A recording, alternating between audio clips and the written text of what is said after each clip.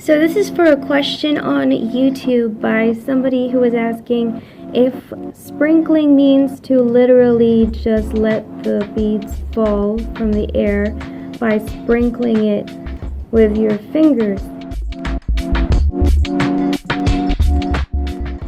Basically, the term sprinkle that we use at Diamond Shop is to signify the spacing of the beads from each other, where they are more random than calculated, sporadic areas of a certain area of the canvas.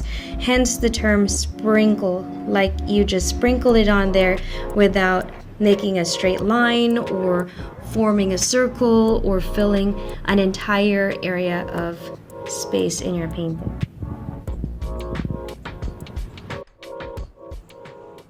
Cultura Orgánica by DJ Paeste in 50 by 61 cm rounds. Free Alexandrite. This kit comes with your choice of 2 different special beads, and for this order, Alexandrite was chosen. And so here are some of the examples of how you can conduct your special treatment on this painting with your free crystals. Pretty much you can place them by sprinkling them on her hair, right over here as we see. You can also place some on this blue section of the ring right by her chin. There's also a line here that you can sort of place your Alexandrite on.